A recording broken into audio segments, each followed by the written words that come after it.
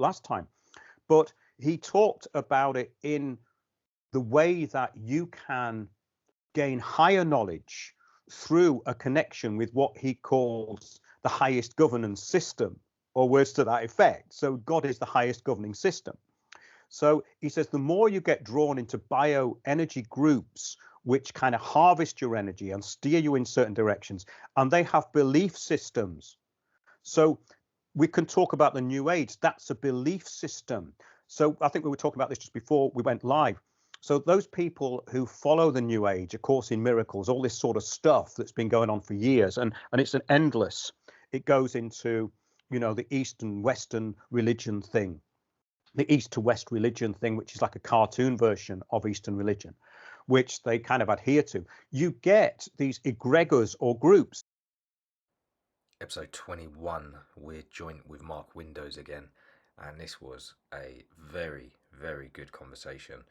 In this conversation, we talk about General Konstantin Petrov and the idea of the biofield. We talk about Dr. Richard Day, talk about the current situation. Mark's recently just come back to the UK as well, grab his opinion on what's going on here at the moment, and much more. So I hope you enjoy this one. I know I did. I've listened back to it. It's very, very good. Mark is always on top form, so really, really happy to have him back on. As always, please like, share and subscribe if you can. We lost our last video, unfortunately, hoping not to have any more taken down. But the most important thing now, I think, is to gain as much awareness of the channel and the guests that I'm getting on as I can. So hopefully we can grow on other platforms as well. I said in the last video, I've added one of the videos to BitChute, and I've also put everything now on the podcast platforms. So you can find me on Spotify and also Apple Podcast as well. So please subscribe there, and I hope you enjoy.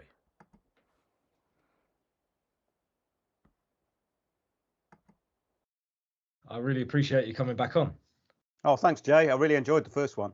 Yeah, brilliant. I've heard through the grapevine that you're back in the UK. Yes, I am. What's changed other than constant rain? Well, actually, that's probably not changed. It's kind of always been that way. But what have you noticed since coming back to the UK? Anything that's sort of caught your eye at all? Well, it's interesting because I last came here in March, but I was here for 6 weeks, and I was in and around Devon, really. I was doing some talks. So I didn't go around a lot of the country. But what I have noticed now is because I left during the COVID plan, I've now seen the results of that, with town centres being absolutely devastated, more and more pubs closed, and even schools being put up for sale, which is an interesting one. Somebody posted that in our Discord group today, that it's because there's not as many children around. And it's to do with the declining birth rates and younger people making these decisions not to have children. So I actually saw a primary school up for sale, which backed up all this stuff that has just been posted in the Discord group. Wow. Yeah, I mean, obviously leaving since the COVID situation and coming back to see the backlash of everything. But at the moment, I mean, we are being hit from every angle, just constant propaganda. Something that, if you ever look into the Soviet Union, it seems like it's on that scale. Well, the propaganda, I think, is actually over that scale, because I think people then knew they were being propagandized, and that's the difference. I still think that people in the UK believe that it's not propaganda. So I think it's much more effective on the UK than in other countries, from what I've seen. Every country has its own kind of system. They all are slightly different from each other. They take into account things like racial characteristics, the way people are. Obviously Mediterranean people are different from Northern Europeans. All this is taken into account, and they kind of play them slightly differently. But what was interesting was I was in northern Turkey in my camper van, and I was talking to some local people there in little villages, and their level of brainwashing was nothing like what it was here. For instance, I went for a cup of coffee with a local chap, and he rented out holiday places. The place was devastated where he was. I mean, the tourist industry had absolutely collapsed. It was like a whole city of hotels, restaurants, flats, apartments, absolutely deserted, and have been deserted for a while. And I was sat having a cup of coffee with him, and he said, "What did you think of COVID?" And I said, it advanced the globalist agenda. And he just put back in Google Translate, "I think it was a scam." Simple, right? Yeah, I mean, that's all starting to come out now. If people can't see that at this point, then this is unbelievable.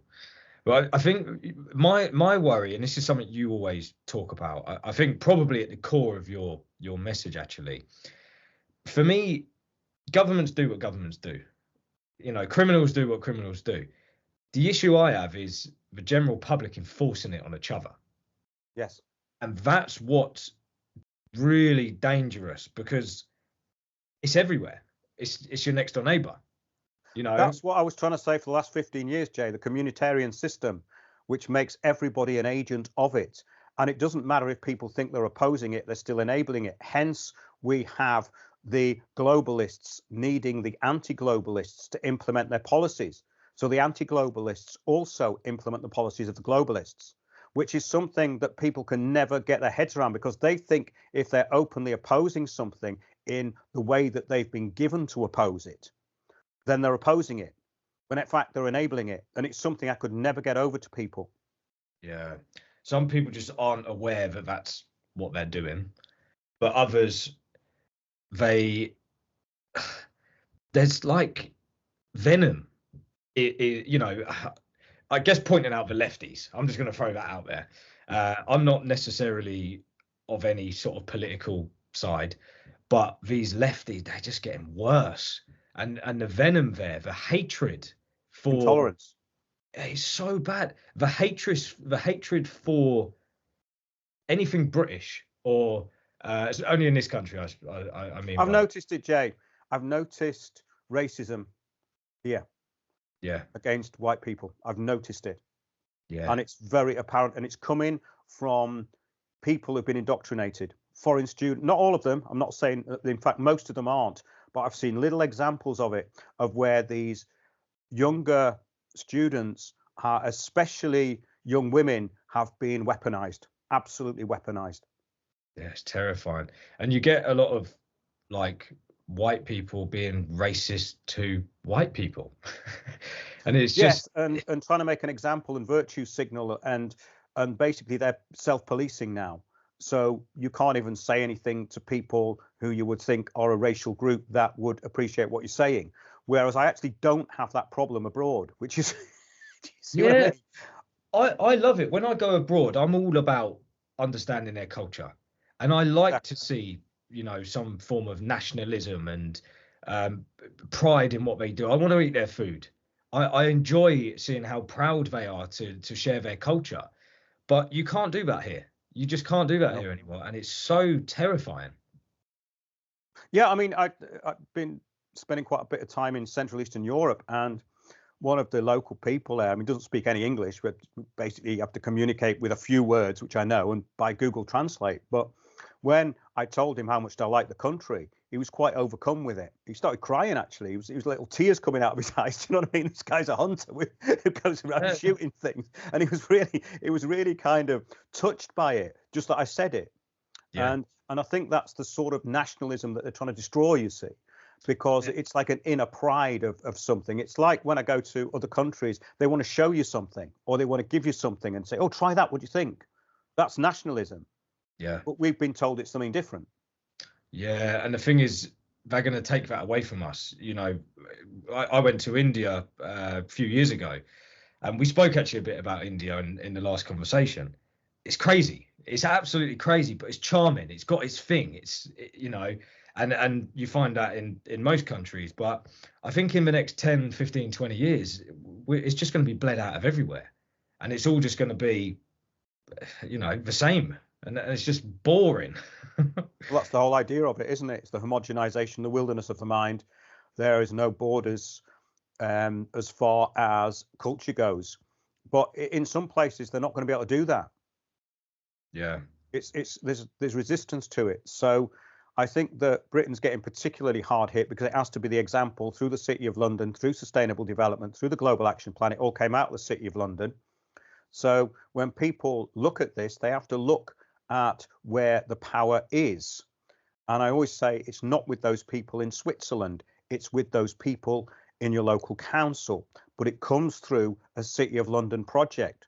The financing of all this is a British project, and it's only a follow-on from what became empire. So first of all, they were nationalists, then they were internationalists, and now they're globalists. So in that third stage, the countries are no longer important, because what we're talking about is a Pangea, which is basically a global market and run by global predictors, global finance.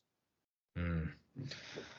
Yeah, I mean, one thing I'm noticing is, over the COVID situation, politically, I mean, we went very far left, and I'm starting to see a massive shift further to the right. My worry is that equally will be weaponized, and that will be used against us. Oh, it's been. But this is Has been for years, I mean, look at the Tommy Robinson thing. So that kind of got all these blokes going who they don't particularly hate foreigners. It's just that they're frustrated. So they were using that as a pressure valve, and then all they have to do is set the lefties on them. I went to a protest years ago. Tommy Robinson was coming one way, and the anti-fascist group were coming the other way. And I didn't even know what was happening. So I said to the copper, what's going on? He said, oh, well, Tommy Robinson and his mob are coming down there. The other mob are coming down here. We're in the middle to stop them attacking each other. Everyone's going to have their say, and we're going to make it a peaceful day out. I think they're about to unleash him again, by the looks of things. Yeah, of course. He's a secret weapon. Was not so secret weapon. Yeah. Yeah. I mean, be careful with what I say, but the links with, Mossad and. Oh yeah. Obviously, anything Islam, he's there immediately. So I'm surprised they haven't sort of wound that up already. But I'm guessing they're gearing up for it. So the other thing is, obviously, with all of this stuff that's going on, you've got the Israel, the Palestine thing, you've got the Ukraine. I mean, it's just. Well, it's what it is, Jay. Is choose your side. It's forcing people to take a side, and the whole point is that they're missing the point. By taking a side, you're missing the point in a way, because that's what the whole thing is about. Yeah. I've seen people who somewhat have been reliable over the last couple of years in terms of their opinion. They've been, not necessarily sort of trapped in any situation specifically, but with this Israel-Palestine thing, they're right, getting caught right in the thick of that. And I was sort of saying that when it all kicked off, for me, I'm staying the hell out of it. I don't live there. I don't understand it. I will never understand it. Whatever I do, read or come across is probably information that's been put out for us to know. And I think you've just got to sort of preserve your energy with a lot of these things, because you could get caught up in every single situation. Well, both sides are being weaponized within the UK for a particular outcome. Yeah. They're just using everything as a driver. So once you join one side or the other, and you join in with that, then you're just helping the process along. Yeah, that's the concern. Even things like what they did with the Palestinian flag the other day on Big Ben. That's got people's knickers in a twist, and I'm just like, I just can't. I've just got to stay out of it, because you can absolutely get caught up in it and give your energy to. And this is why they're so good at this, because they know the pressure points, and they've got them ready, and either side, it's just like. Well, I would say is that the pro-Palestinian and the other side are all run by the same people. Yeah. I've known that for a long time, because I went to some of these pro-Palestinian groups, and two sides of the same coin. So they're not really pro-Palestinian. They're gatekeeping the whole agenda and the whole way it's presented to the public. So people don't realize the level of infiltration. But yes, it's something that I've studied a long time, that particular part of history. And it's something that we could go into maybe in a future show. But really, we're just talking about a system of control, and everything is being used and weaponized to get people to act in a certain way. And people do. Yeah. Or if they don't, the paid agents come in and make it look as though they have. Yeah, by saying obviously it's infiltrated from both sides, which, let's be honest, it absolutely is. It seems like people just hear, oh, so you're denying what happened. And it's like, you know, things happen in the real world, and unfortunately they're sacrificial lambs. And I think that's what most people can't get their head around. The lengths to which, you know, this thing will go, whatever this thing is, will go to, you know, to get us to the next stage. Yeah, I mean, once it's understood, then it becomes very clear, and it's actually not that difficult to understand.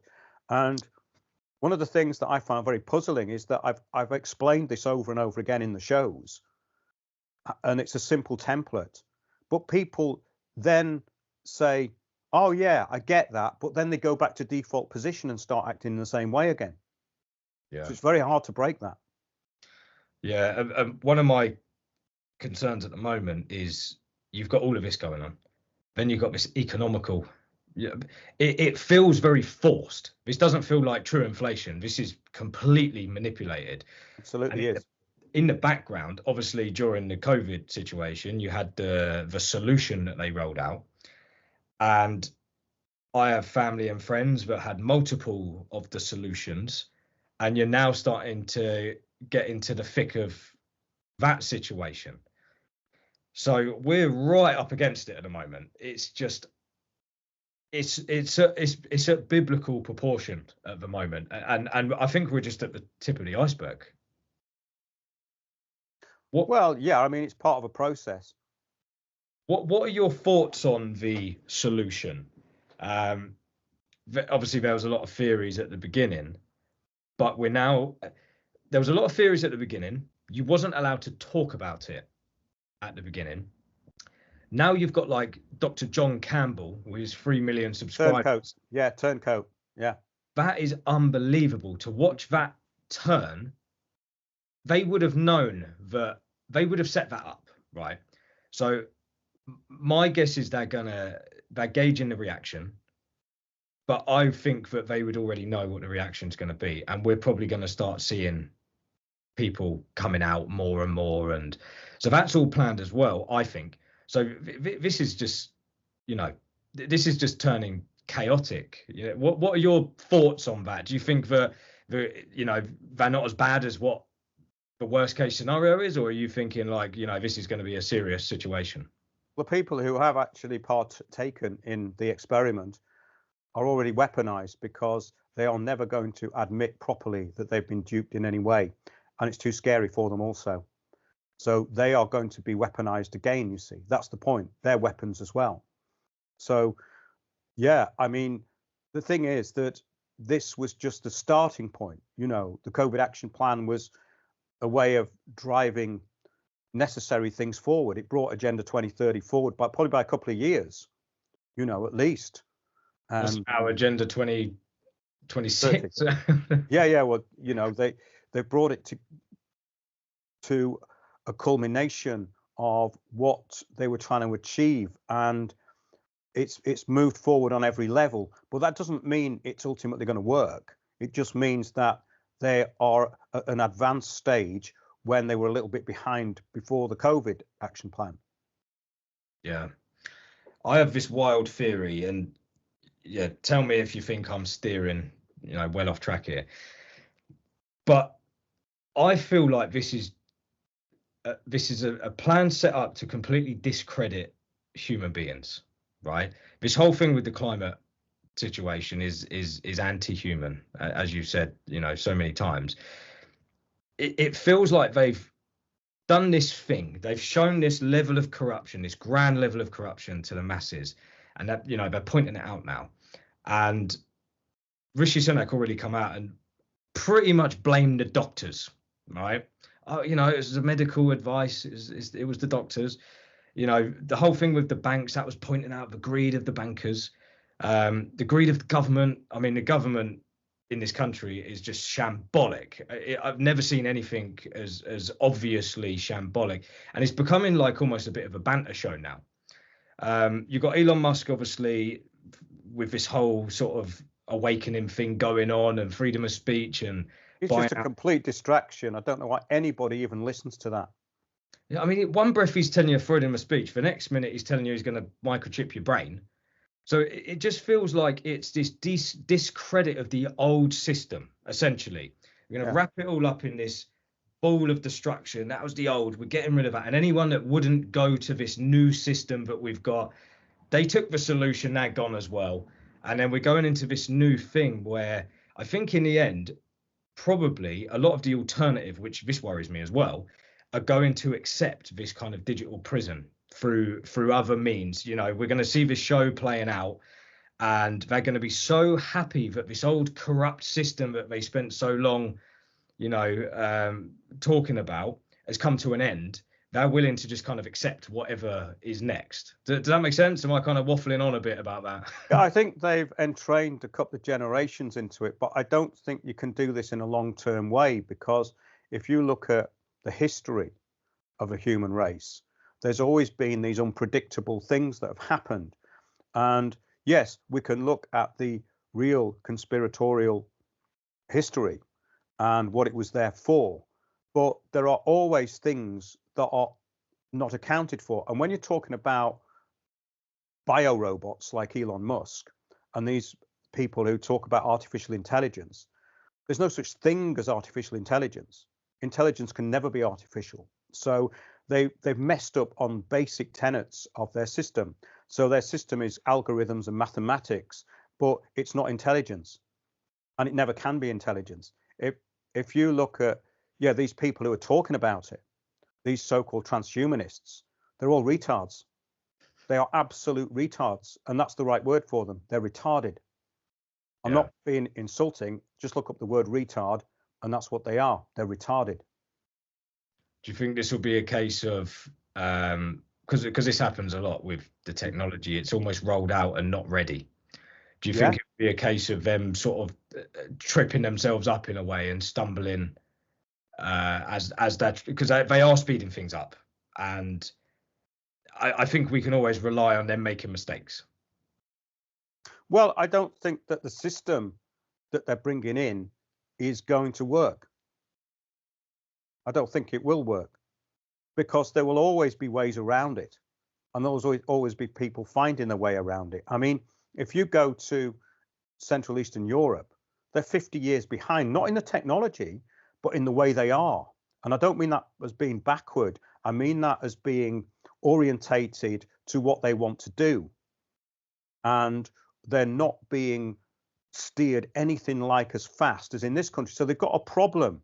And if you go to other parts of the world, you've got much more cultural, tribal community is the right word, I suppose.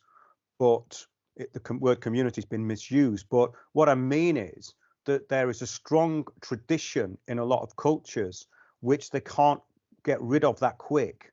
So when we look at Western Europe, we can't compare that with the rest of the world. Yeah. And I think that's the mistake a lot of us make, because all you have to do is drive across countries to see that technocracy is not going everywhere. There's a lot of places that it isn't.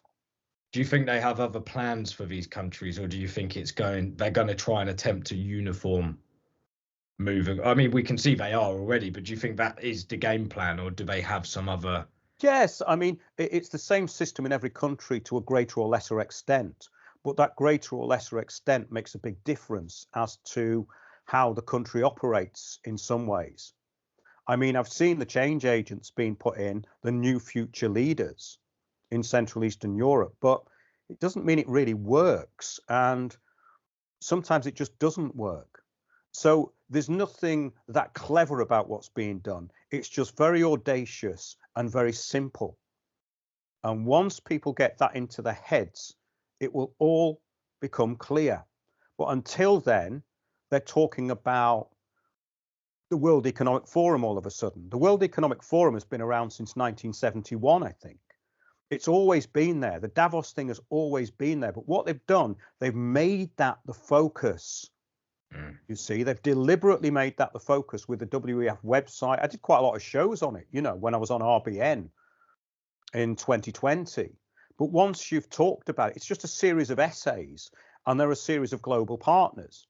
So once you realize that this is a corporate takeover that is in every country, then the simple system that they're imposing is pretty much the same everywhere. But will it work everywhere? No, it won't. It won't work everywhere. They think it'll work everywhere. But I don't think it will, and it doesn't appear to be working everywhere. Yeah, I think the fact that you've been traveling as well since this has really kicked on, and you've seen examples of this, gives me hope, because in the West we seem to just be handing it on a platter at the moment. Yeah, and another thing is what I've noticed in other countries, that they don't let this get in the way of what they want to do. That's quite important, I think, because in the UK, everyone's under this pressure. I mean, I've noticed that the people here who are the target of all this, which is this kind of the middle classes, which is a general term, yeah, which doesn't really mean much anymore, but it's people who've got certain kind of privileges in a way, because they've got a little money in the bank, they may have properties, they may have a car, these are kind of privileges as far as the globalists are concerned. But what I notice is there's a kind of snobbery going on, which I haven't seen in other countries. It's a kind of assumed knowledge that people here have, which I don't get that in other places. They're a bit more humble about the way they approach things. That's what I've found. There's more of a tendency here to give an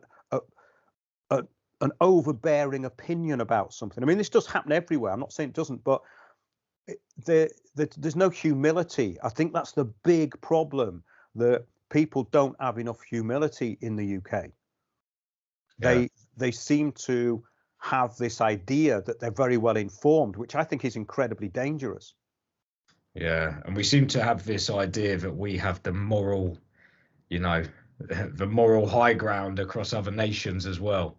So what's right here, as you said earlier, different countries in Eastern Europe are 50 years behind. Immediately I thought, maybe I should go there because we're 50 years too progressed, I think. And we seem to want to, it's like this whole thing with America spreading democracy around the world. Like, we have this moral high ground of, we think that because we're so progressive, we're right, and everything behind us is, the Stone Age almost. Yeah, I mean, that was always the position of the social engineers, the British social engineers from the 1800s onwards. It was this idea of civilizing the rest of the world, which is a bit of an assumption when you think about it, because it all came out of so-called elite thinking, which is not really elite. It was people who were pushing Malthusianism, Darwinism, and these were just concepts for control. And when you speak to these sort of people, and there still are some around, they don't quite realize that they've been conquered. They don't realize that the Normans conquered Britain. They don't realize any of this stuff. They seem to still think that the rights that they have now, well, they're beginning to realize, a lot of them, that they don't have those rights anymore, but it's a little bit too late in the day for them. So there's this kind of arrogance there, which I think is a real problem, because that actually stops progress and actually, basically defining the problem. Yeah, I found that to be very true. You did a show recently. We spoke about it just before. Konstantin Petrov. Yes. And he was talking about the two terms. We've got egregores, sorry, and the biofield. Yes. Do you mind just sort of explaining a little bit about who he is, why you found him to be so important, and I guess kind of the relevance of what he was talking about today in terms of, this kind of collective hive mind. Yes. You were talking about in the show. Well, I was quite amazed when I first saw Petrov because he was there in this Russian general's uniform speaking in Russian with a translator. And he said something about the Rio conference in 1992. And he said something that I already knew, but I'd never heard anybody say.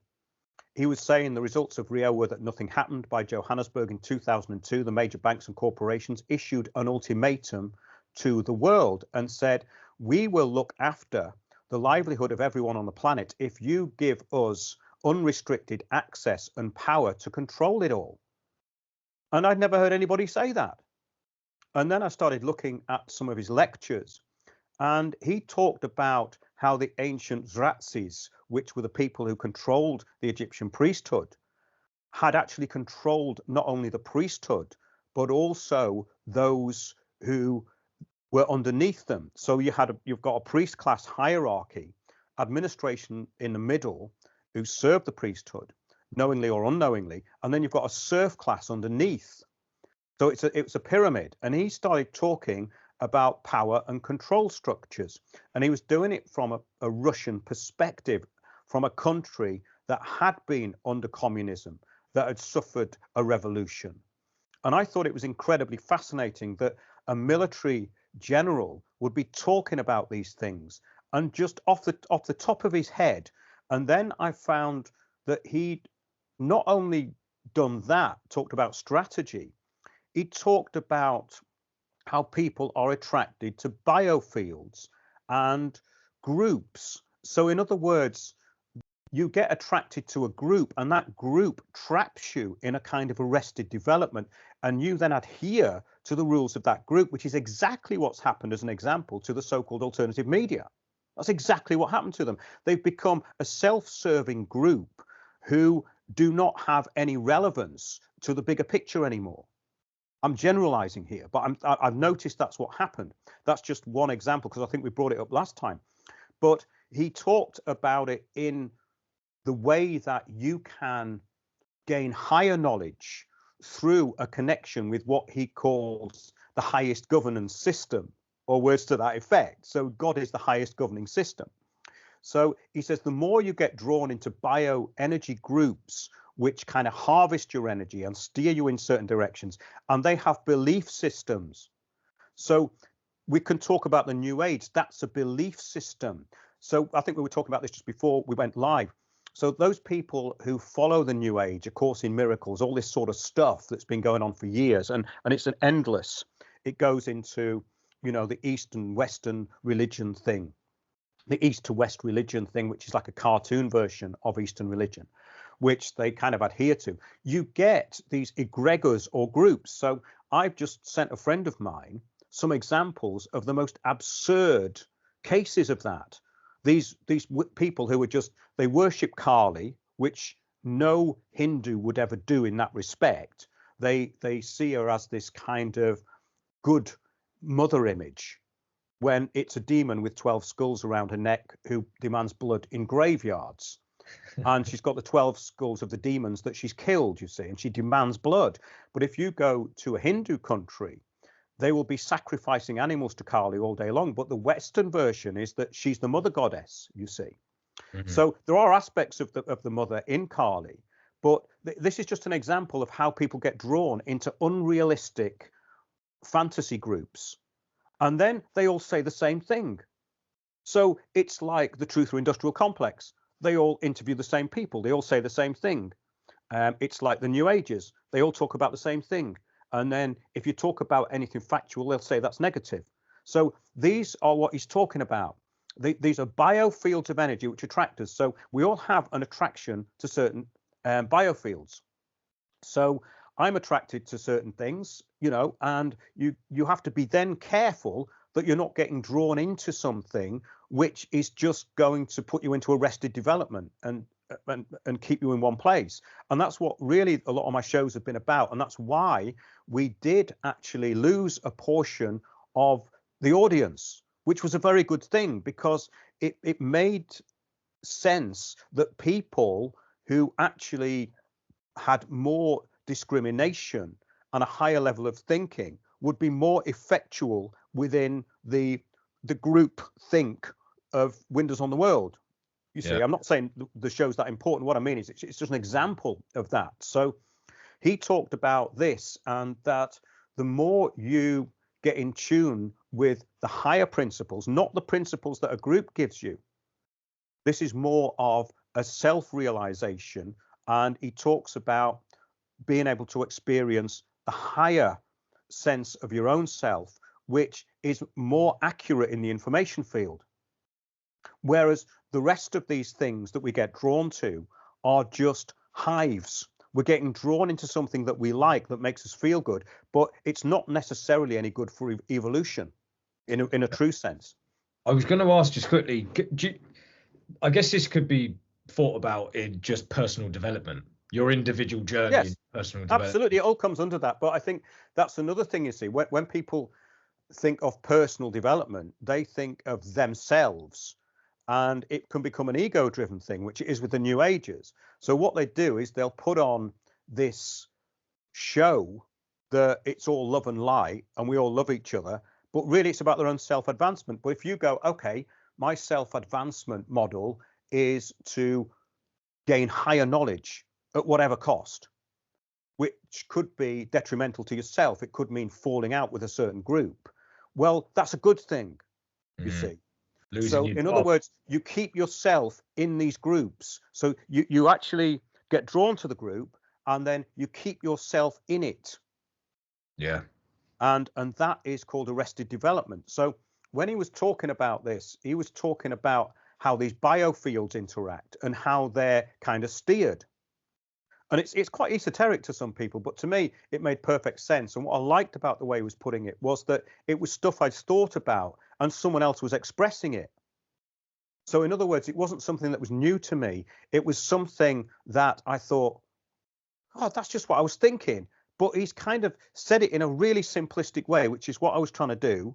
And someone else has said it. And then you think, that's amazing, because this is from a military person who has been trained, you know, and he puts that into a certain category. He says, yes, you know, we go quick march, left, right, turn.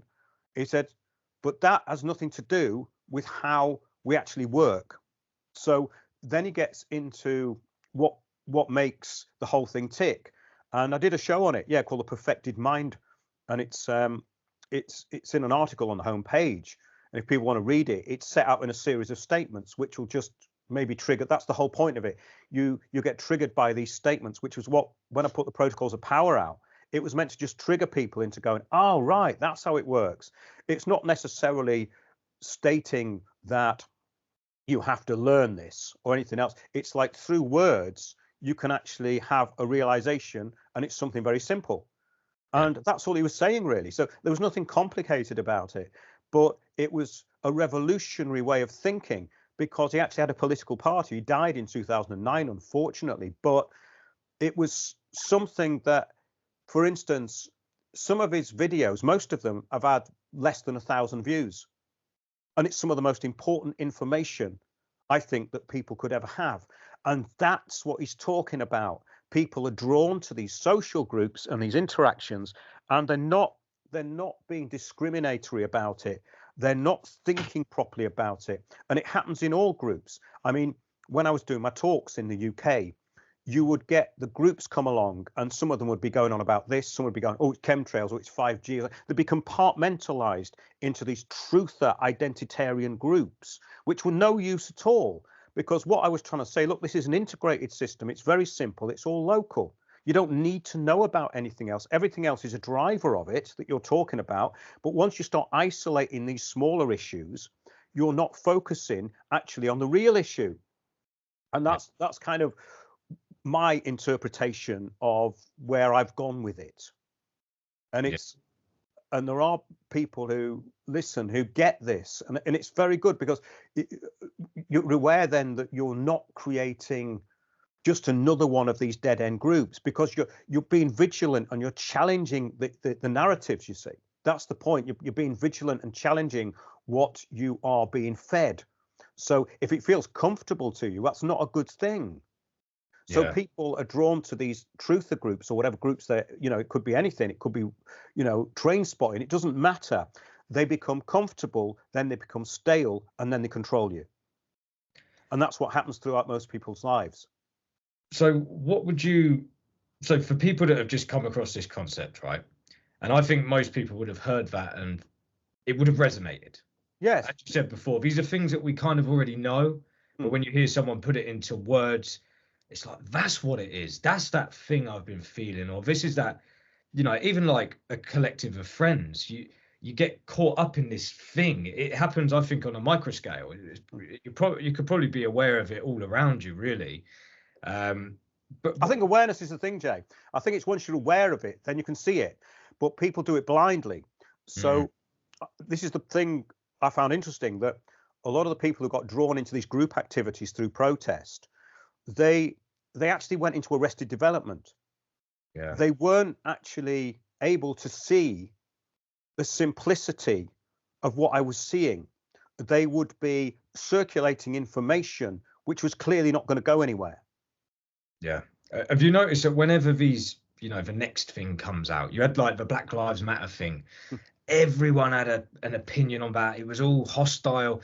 And then these things kind of get wrapped up. And then all of a sudden it just kind of poof. And then everyone's like, oh yeah, we kind of just got past that. It's like these things are always there and we just get so caught up in it. I think essentially what I think you're trying to say is be aware of it before you get dragged in. Yes, because that's exactly what it is. So it's the news cycle and the cycle of engagement that you are being offered. So if you're being offered something, question it, because it's very apparent that these things are in a cycle. And just like we were saying earlier, choose your side, Israel, Palestine, Tommy or Antifa. You see, they're throwing in these very childish things, which they are childish in a way, because they're just saying, well, you're either with us or you're with the terrorists.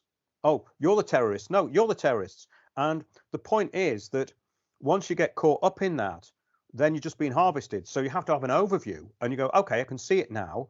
And it's not about sort of denying what's going on. It's about being able to see how your participation is being used in a negative way against you.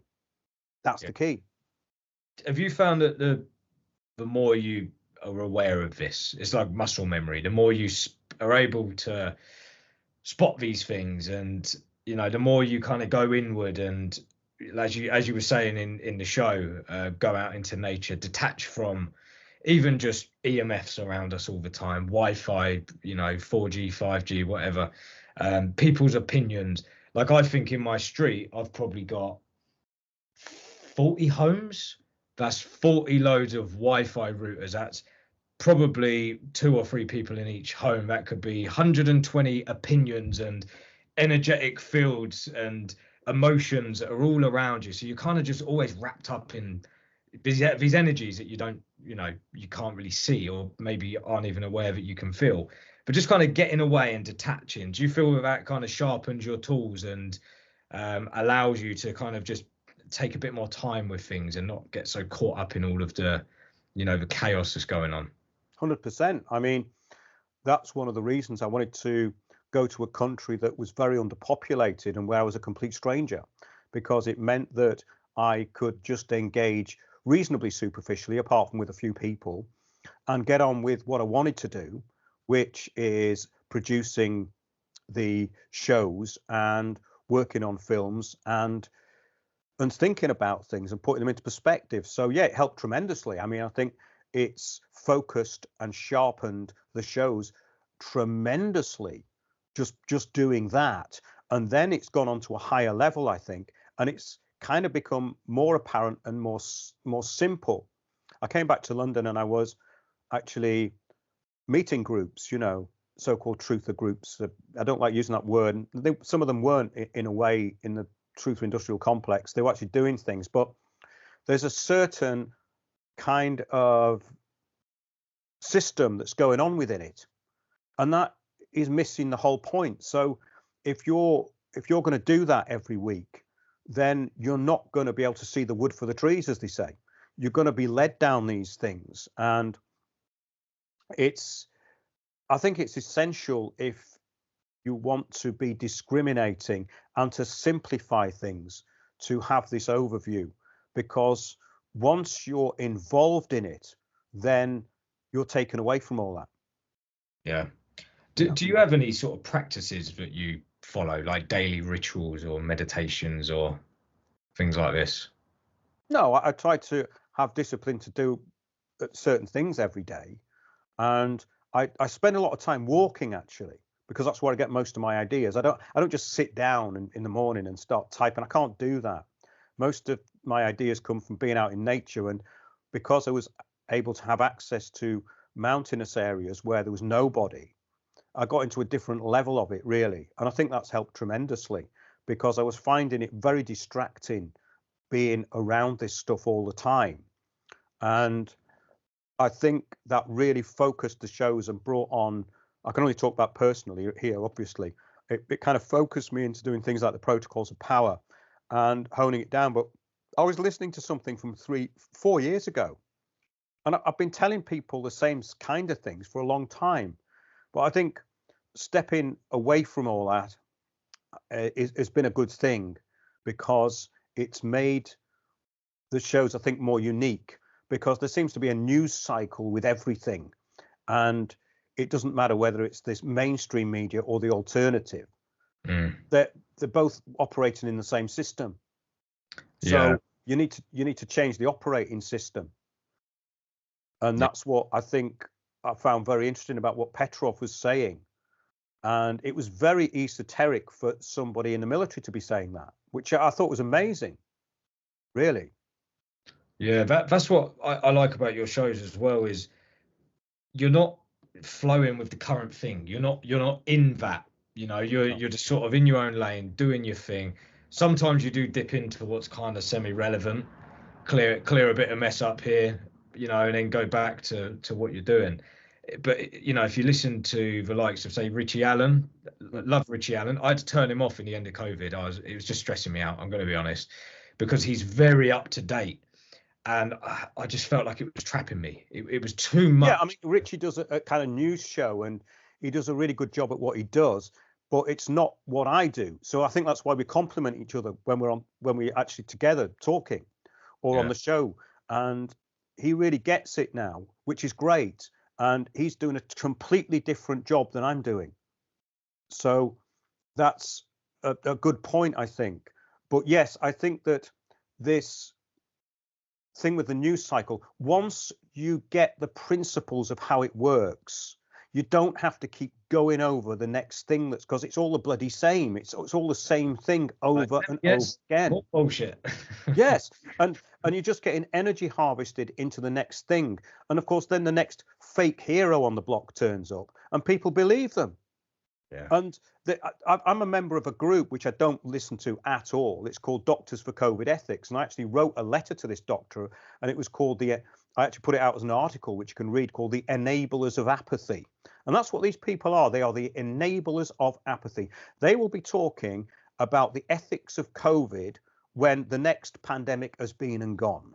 They are as stuck as the 9/11 truthers. Once you know who did it and why, then move on, because there'll be something else coming up. But they get stuck into these specialist little areas.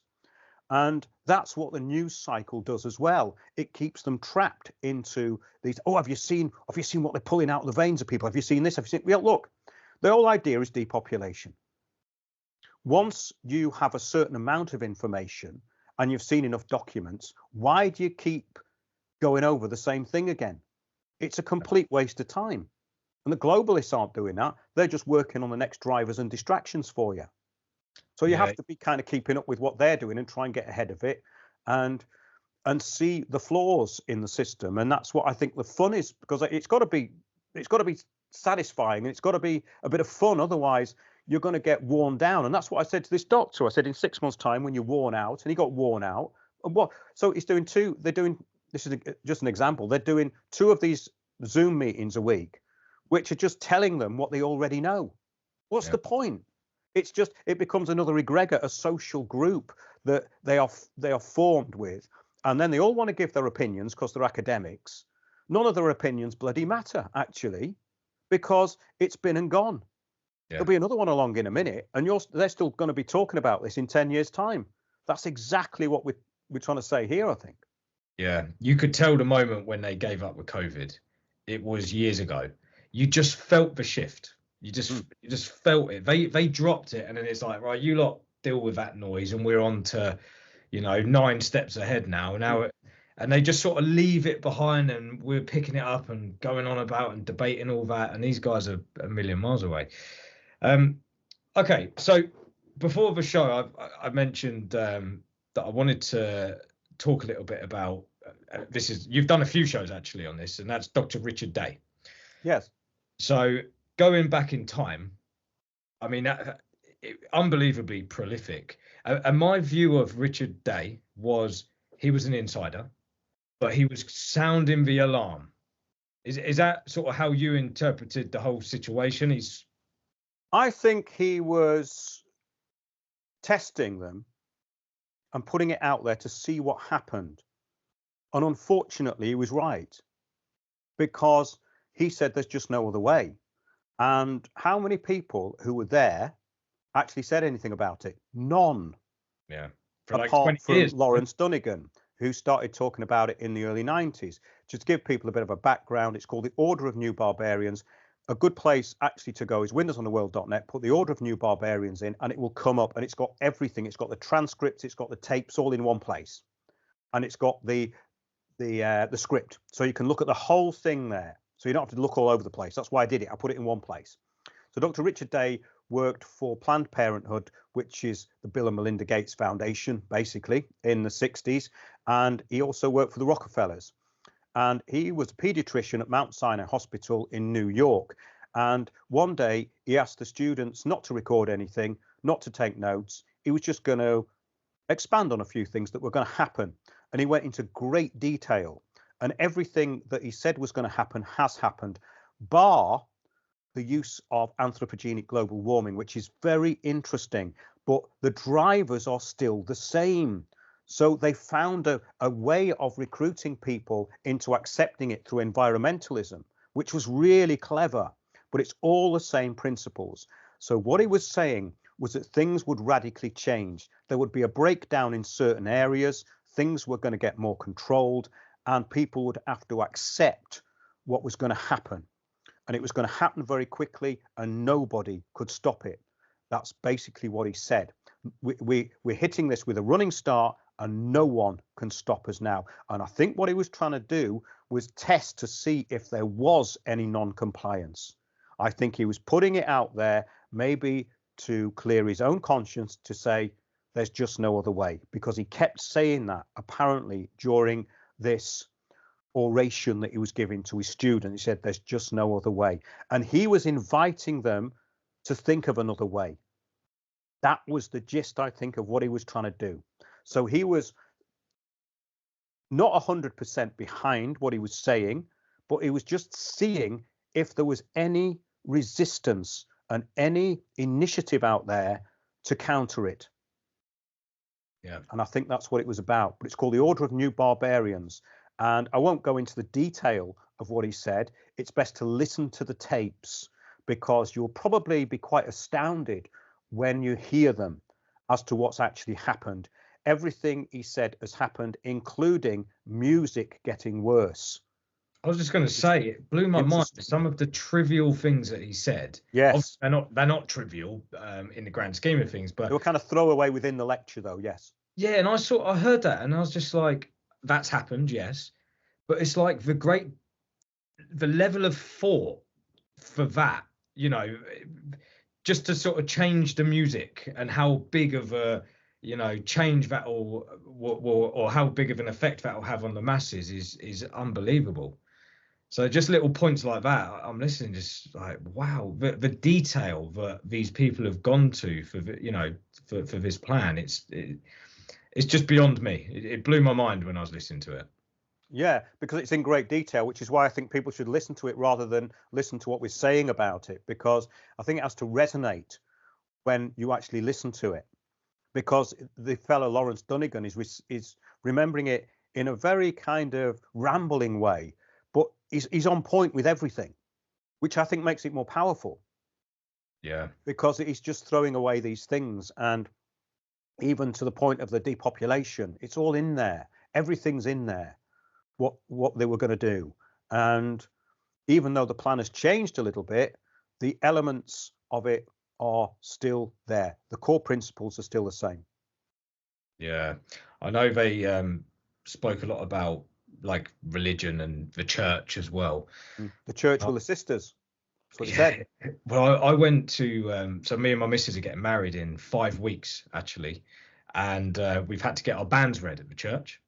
We've gone to two churches, the local parish and the church we're getting married in. The local parish has blown my mind by how progressive it is. I'm just Yeah. going to throw that out there. Mm. The church we're getting married in, I can't remember what was said. I should have wrote it down, but me and my missus looked at each other like, wow. They mentioned for the greater good. Yeah. They mentioned the UN, Mm-hmm. right, in like, you know, the thing that was going on. And there's a couple of other. If you were sat there, you would have been like, I told you. And I just could not believe it. You know, this is a very traditional church, and just the sort of terminology, it was like listening to one of your shows, and you're just like, it just blows my mind. And we met with the priest, and I actually met with the priest who's doing my wedding during COVID, and I wanted to pick his brains about the situation and the solution that was, you know, being given out. He took two, he told me, regretfully, actually. And he's very open-minded to, you know, or he was at the time, as to what was going on. He was like, this is very strange. I'm getting orders that are weird, and, you know, I'm being told things that I should be doing and saying that are very strange. You know, I'm just trying to do my But job. what's he done to go against it? Nothing, probably. Well, he's gone from a couple of questions, conversation we had recently. He's getting incredibly frustrated, actually. And we walked out of the church, and we were kind of blown away by the things he was saying. But yeah, you're right. He's not done anything. But you can see the frustration. He was saying to me, the church is incredibly infiltrated. Yes. So to hear that from him was quite profound. But you're completely right. What's he done about it? That's a very good question. You see, that's the point. So it needs another kind of reformation. I did a show a couple of weeks ago called Church of the Poisoned Chalice, and it's exactly about that, because I saw what they were introducing, and I give you examples of how they're infiltrating it and how things have been changed. So it's not the church. It's just a place of change for people to go to be changed. Yeah. And these people are complicit. So as long as they're complicit, it's going to happen. This was sort of the point I was trying to get at the beginning of the show. At what point does this turn? Because people are at their wits' end at the moment. You can see it. I don't know if it's because of the cost of living and people are getting the ump with that. I don't know, but these conversations are becoming a thing. These were conspiracy theory conversations 3-4 years ago. Now I'm having a conversation with my nan about these things. So, and they're questioning the solution. That's happening a lot at work. Everyone's talking about that at the moment. So these things are out there for a reason. So this is the part I'm trying to figure out. Maybe I will never be able to guess it and it will just happen. I don't know. But it's becoming really, you know, in front of us now. Yes. Well, it's up to people how they respond to it, and it is up to the individual. So you can't blame anybody else. You can't. Somebody said something like, oh, you can't be a local councillor, they'll dig up everything on you. I said, look, that's exactly what they want you to think. So you're thinking exactly the way they do, so therefore you're a waste of space. I didn't actually say that, I'm paraphrasing, but I'm just trying to cut to the chase, you know, that it is a personal choice, and it is up to those people in the clergy to say we don't want this, but they're too weak to do it. So there you go. Yeah. That's exactly what Dr. Richard Day said. He said, no, the churches won't go against us. They're going to help us. They're going to help us. And they are doing. Yeah. I mean, you're pointing these things out completely correctly, but you have said a couple of times, it's not going to work. At what point do you think this starts to break down? Does it get a hell of a lot worse, or are we starting to see the breakdown of it now, do you think? I think you'll see groups of real resistance. And I would say that those people have to be a bit savvy, which is why I've been putting out the stuff that I do, because I'm just describing a system. So the idea is that that actually does something. Otherwise, it's pointless. I made a decision a long time ago that I didn't just want to go on the internet talking, because I got sick of doing it. I had a show 5 days a week. Then I was on RBN for 5 days a week. I don't like doing it. I don't want to interview people. I'd rather be out doing something else. I don't want my face on the camera all the time. It's not something that appeals to me that much, to be honest.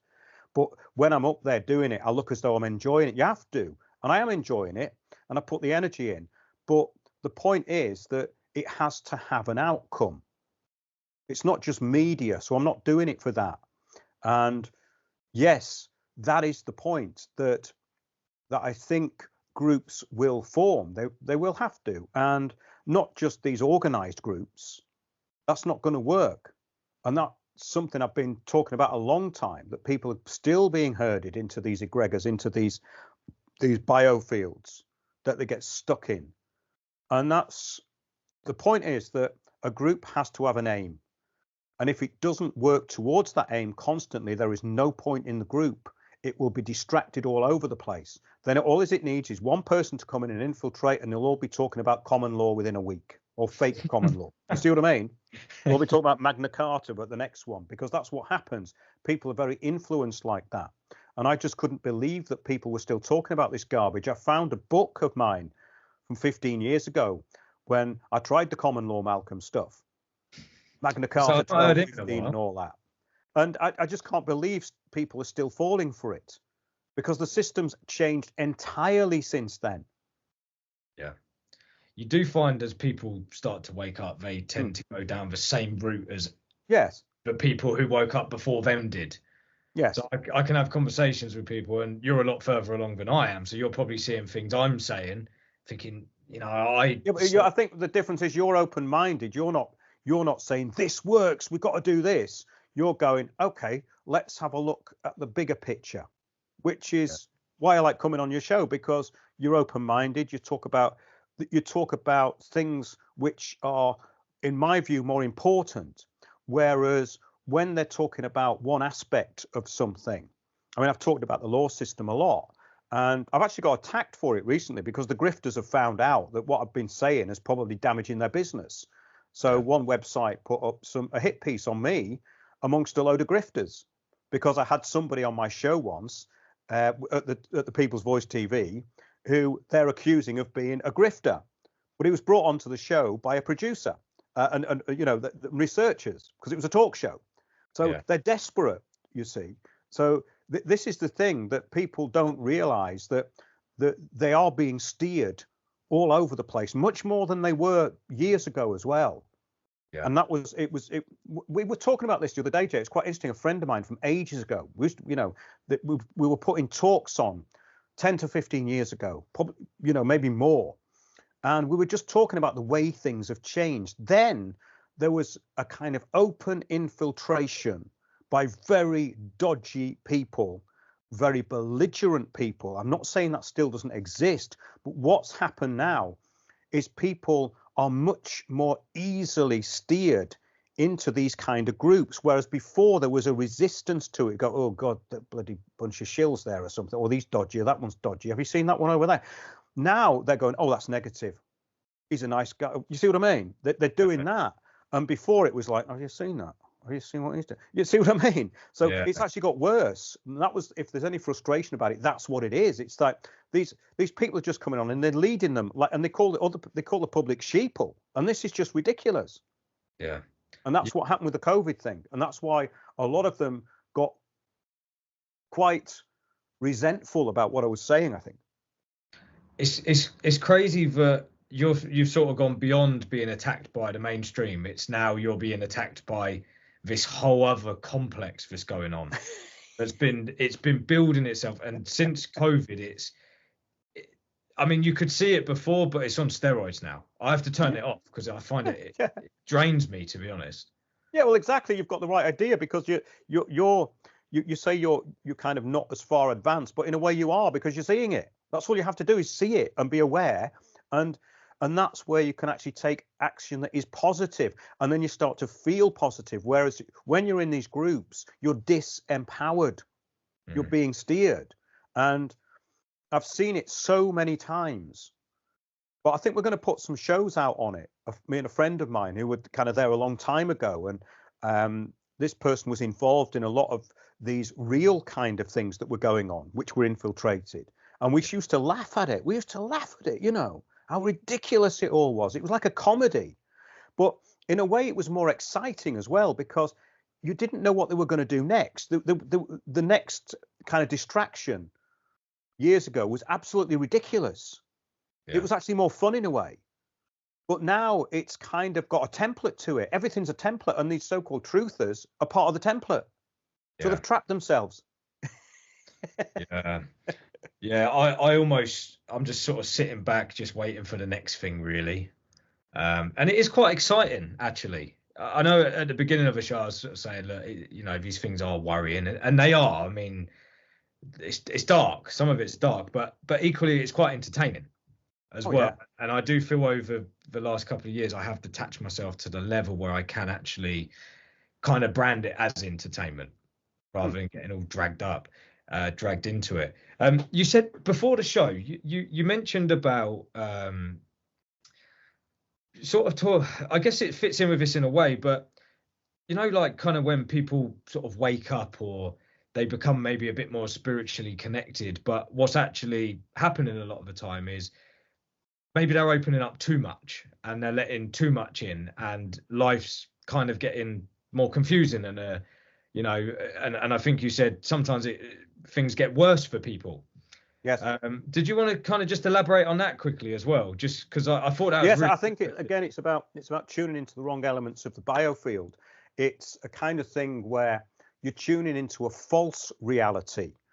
That is what we're talking about when we were talking about these biofields. So what happens is that, say, with the New Age positivity thing, they get into a hive mind, which is incredibly destructive, because what they do by opening themselves up completely and I'm being negative, I'll be really positive, is they're opening themselves up to parasitic energy. Whereas the idea is that if you attune yourself properly, then you will be more aware of that. And that was something I noticed with a lot of people who are drawn to the New Age. A lot of disruption came through it when I associated with those people. And I realized that a lot of it was coming from opening up unconditionally, which is what they thought was unconditionally, to very negative influences. So in other words, their natural born instincts had been kind of opened, which was almost like would happen to an abused person, right? Because there's kind of a break in the psyche where there's been a trauma, and that has to sort of heal. It's like a wound in the psyche. So it was almost the same thing I was seeing with some of the New Agers, because some of them had these kind of wounds in the psyche, but when they woke up to the false dawn, the false reality, things got worse for them than before. And I think that's what the New Age is about. It's to cause a lot of mental illness, a lot of narcissism, a lot of shallowness, and a lot of gullibility. Yeah. And I think that's what the whole point of it is. Yeah, I can resonate with that, because I could say that happened to me as well. I think it happens to all of us, because you have this change that goes on, and you're still looking for the right directions. And of course, all of the New Age stuff takes you in the wrong direction. Yeah, all of it, because it collectivizes you. It makes you more self-absorbed in a way. Yeah, and that's the opposite of being properly connected. So that's what I saw, was this self-absorption, was actually stopping them developing or getting to any higher level of thinking. Yeah. And I see it with people I know. It's horrific, actually. When you do initially wake up, I mean, mine was quite a hard like break from reality almost. It sort of all just come flooding in at once. 1 minute I'm a normal guy, next minute someone's dropped some hints, and it's like my world just, you know, just fell beneath my feet. And you find the same. Most people find the same people. It was like the David Ikes, and you know, a lot of, I think what he's done over the years has been great, but you know, there's definitely some traps there, I would say, or he leads you down paths that I don't think you're maybe ready to go down so early, and you know. Well, yeah, and that's part of the problem. That's part of the problem. So he goes problem, reaction, solution. Well, what he's doing is part of the problem, actually. Yeah.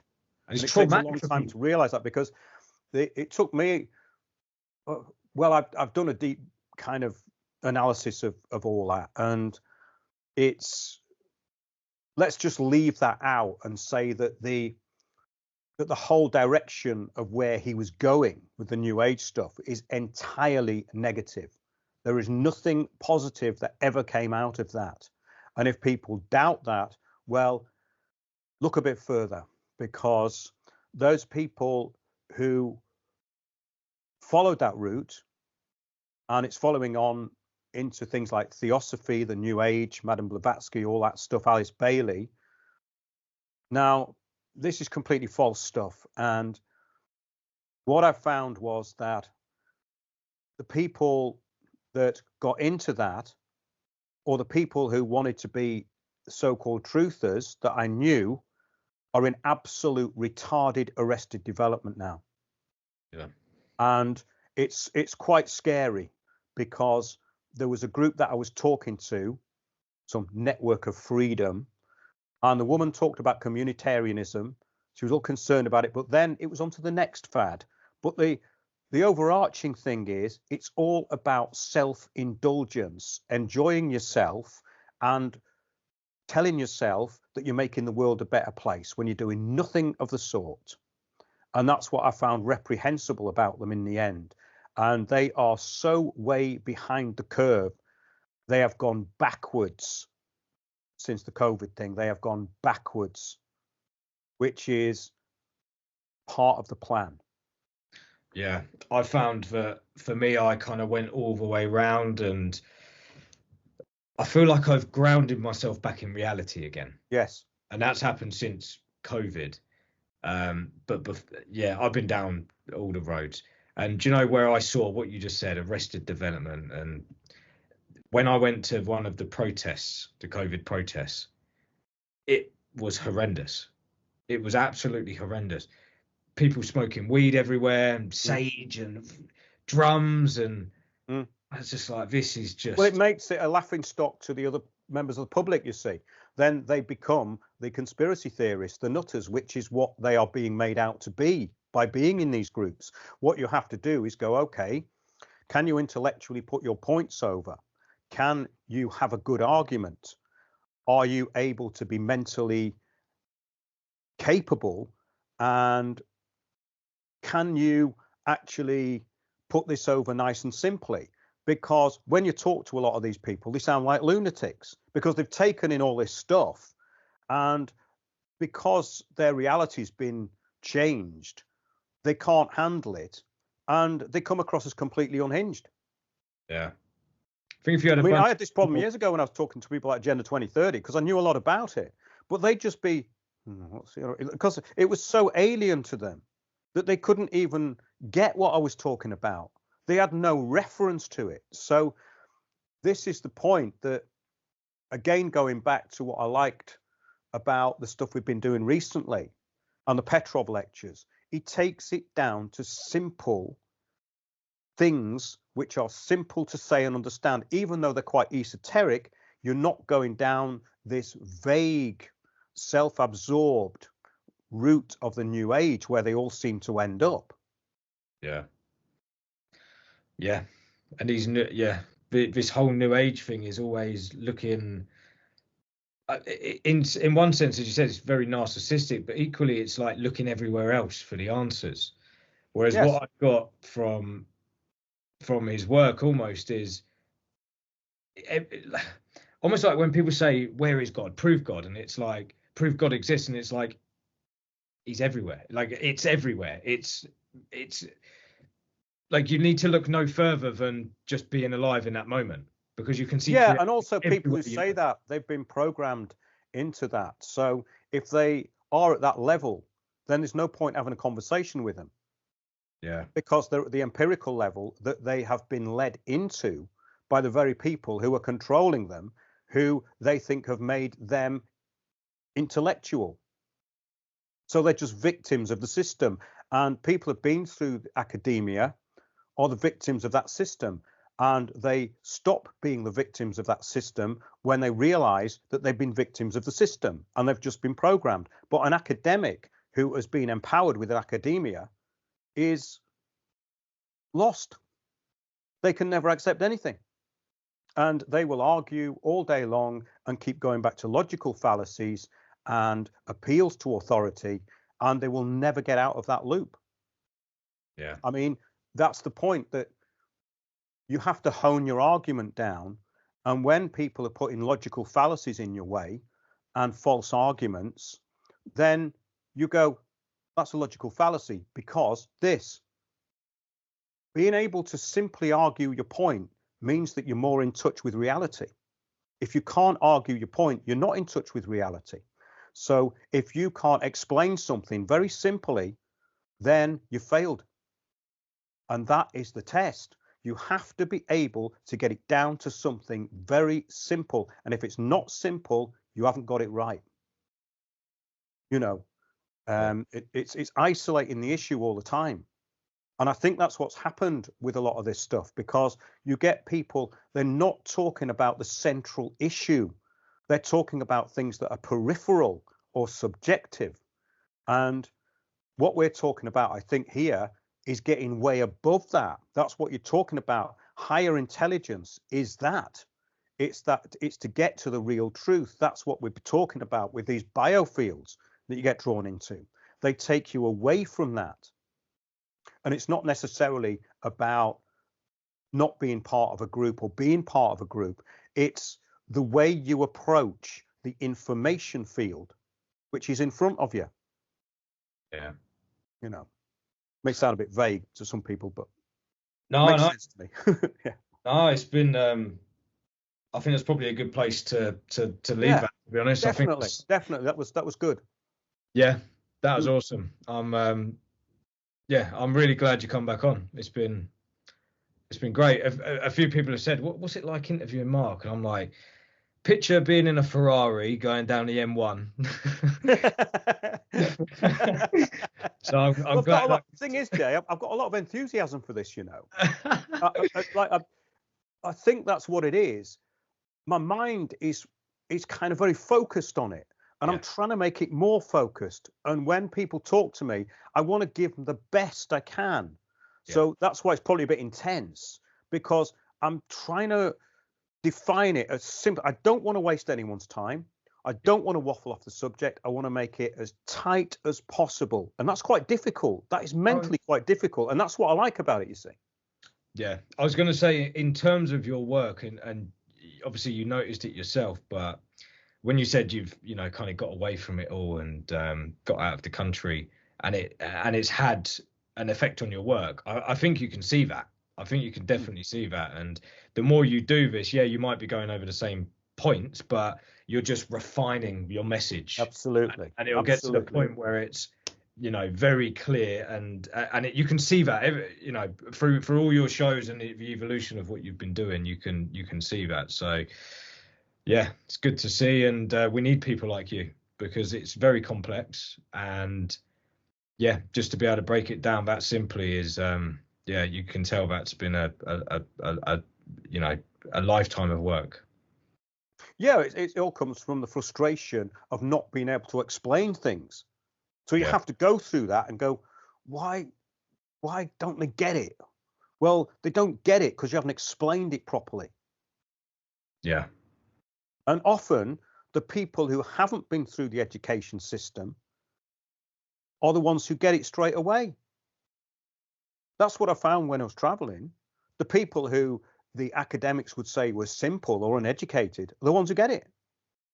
The academics are the hardest ones because they have a lifetime of indoctrination, and they're given a lot, what they think is a lot of information, and they have opinions on everything. Whereas a normal person goes, oh, I didn't know that. Yeah. They'll always come up with something to make themselves sound validated. And that's the thing I notice. Whereas some people just go, oh, I didn't know that. They'll never do that. They'll go, well, that's true, but then again. Yeah. Well, a large part of getting your degree is debate as well. So I think they're just hardwired for debate. You've seen when you're speaking to an academic, as you say, it's never just a simple conversation. It's it's always met with this thing. So yeah, it's quite interesting. And I think, as you said, people who aren't educated on the highest level tend to be a little bit more maybe streetwise and connected with. Well, that's real intelligence, you see. That's what I'm talking about, was intelligence. That is intelligence. It's a kind of intuitive reasoning, which once you've lost that, it's incredibly difficult to progress. Yeah. Because then you are a victim of these groups, these biofields, these thought processes that are group-minded. Yeah. And I think that's what we were trying to say in the show. Anyway, so I think we that got was a good place to leave it, Jay. Yeah, before we waffle on anymore. I think that was quite good. Brilliant. Nice one. How long are you in the UK for? Oh, several weeks, and I'll be coming back over now. So I'll be coming and going, probably do some talks next time. Keep posted on that. I'll definitely come by. Yeah, I will actually do that. And I was going to do it this time, but I don't think I'm going to have enough time. I've got things to sort out, and I'm working on stuff as well. Because I think the days of doing talks with slideshows are a waste of time. I think now it's small groups, and that's what I did last time. Just a few people turning up, maximum 20, and doing it like a conversational thing. Yeah. And it worked brilliantly. It worked absolutely brilliantly. And from that, we got some great contacts all over the country. Yeah. Fantastic. Yeah. And like you said, it's the right people. It's not. Yeah, and they're doing it for the right reason. So they've been down the dead ends. They want to actually clarify what they're doing. And it's a different level. It's a little bit more positive. It's much more positive because you feel like you're achieving something. Yeah. No, brilliant. Wicked. Well, thank you for your time. Always a pleasure. Cheers, Jay. Cheers.